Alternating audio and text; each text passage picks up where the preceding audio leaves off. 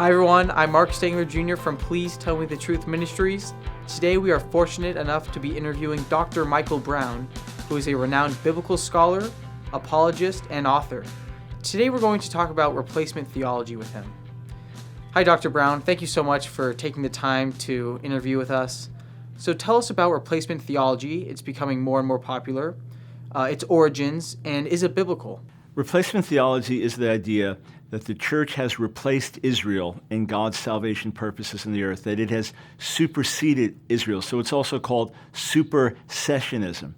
And its origins are early on in church history, the 2nd, 3rd centuries. This idea began to develop that the church was the new Israel.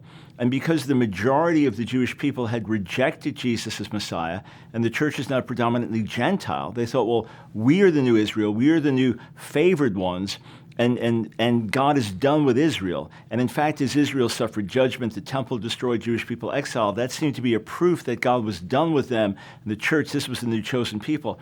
As a result, it actually led to out-and-out anti-Semitism in church history because the Jews were now the rejected, despised people, and the church, this was the privileged, triumphant people. It led to persecution of Jews in the times of the Crusades, the Inquisition, and some of the theology came into the Protestant church as well, with Martin Luther saying the Jews were a cursed people, and some of his strategies were even implemented by Adolf Hitler himself.